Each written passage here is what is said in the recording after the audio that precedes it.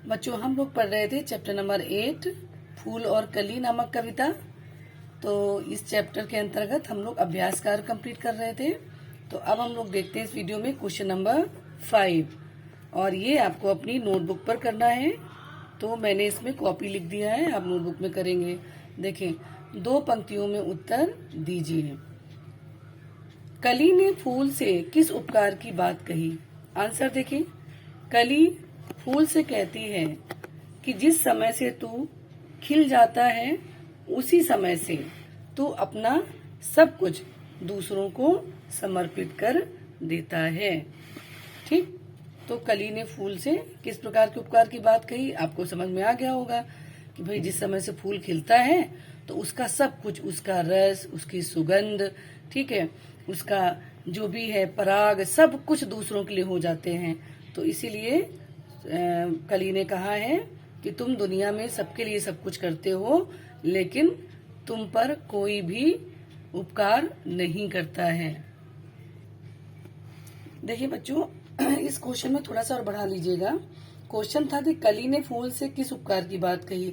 एक बार फिर ये आंसर देख लो। कली फूल से कहती है कि जिस समय से तू खिल जाता है उसी समय से तू अपना सब कुछ दूसरों को समर्पित कर देता है, परंतु इस उपकार के बदले तुम्हें यह संसार कुछ नहीं देता है।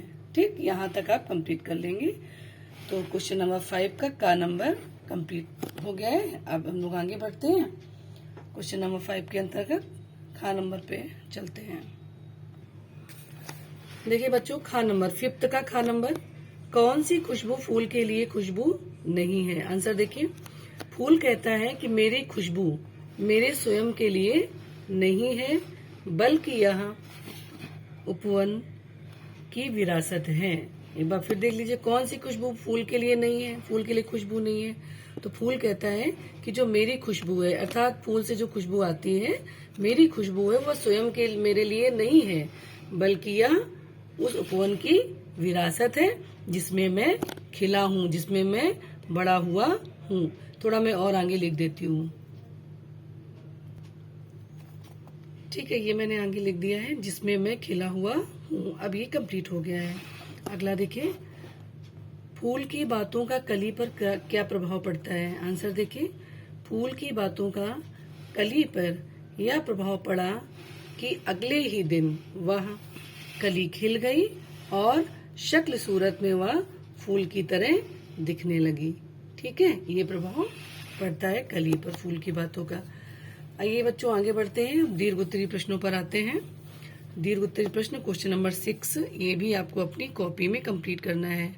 सारे ही क्वेश्चन लघु उत्तरीय से अपनी कॉपी पर कंप्लीट करने हैं। 5-8 पंक्तियों में उत्तर दीजिए।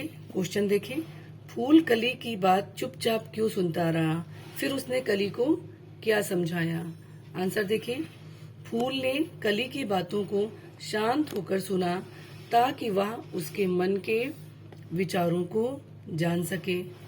फिर उसने कली को समझाया कि यह जीवन हमें अल्प समय के लिए प्राप्त हुआ है।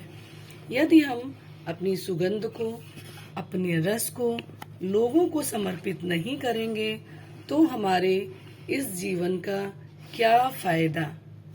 केवल अपने आप के लिए जीवित रहना सार्थकता नहीं है। यह जो हमारी सुगंध है, रस है, यह सब उपवन की विरासत है। हमें सब कुछ बांट देना चाहिए। जो मजा दूसरों के लिए जीने में है, वह केवल अपने लिए जीने में नहीं है। अंततः कली फूल की बात को मान लेती है और खिल जाती है। ठीक है, फूल उसे समझाता है तो वह बात मान लेती है और फिर अगले ही दिन कली बिल्कुल फूल की तरह खिल जाती है। तो बच्चों, ये दीर्घ उत्तरीय प्रश्न कंप्लीट हो गया है। अब हम लोग खा नंबर देखेंगे, 5 का खा नंबर। ठीक है, तो ये भी आपको अपनी कॉपी पे करना है और निम्नलिखित पंक्तियों का भाव स्पष्ट कीजिए। तो बच्चों, ये क्वेश्चन जो है हम लोग किस तरह से करते हैं, इस क्वेश्चन में सबसे पहले हम लोग संदर्भ लिखते हैं। ठीक है, तो आप संदर्भ हेडिंग डाल के सबसे पहले इसका संदर्भ लिख लोगे। संदर्भ में क्या लिखोगे? प्रस्तुत काव्य पंक्तियां या प्रस्तुत कविता की पंक्तियां हमारी पाठ्य पुस्तक हिंदी के फूल और कली नामक पाठ से अवतरित हैं। और उसके बाद कवि का नाम लिखना होता है। इस कविता के कवि उदय प्रताप सिंह जी हैं। देखिए नाम पढ़ा हुआ उदय प्रताप सिंह, तो इस कविता के कवि उदय प्रताप सिंह जी हैं। ठीक है, इस तरीके से आप लिख देंगी। थोड़ा ब्लर आ रहा है बट यहाँ पर आप बस सुन लीजिए, आपको सुनाई दे रहा है ना ठीक से। कविता के कवि का नाम पूछा गया और उदय प्रताप सिंह जी हैं। एक बार फिर सुन लो। संदर्भ हेडिंग डालोगे।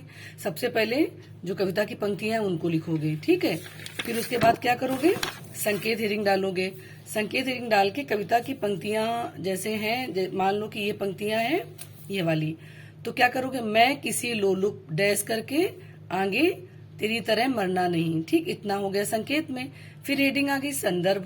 ठीक है, मैं क्यों नहीं लिख के बता रही हूँ, क्योंकि आपको बार बार मैं बता चुकी हूँ। अब आप 8th में आ गए हो, आपको आता है।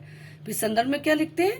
कविता का नाम या पाठ का नाम, जिस बुक से लिया गया है उसका नाम, हिंदी से लिया गया है, पाठ का नाम और जो राइटर है उनका नाम। ठीक है, तो संदर्भ आप लिख लेंगे। अब अगले वीडियो में हम इन जो पंक्तियां दी गई हैं इनका भाव स्पष्ट करेंगे।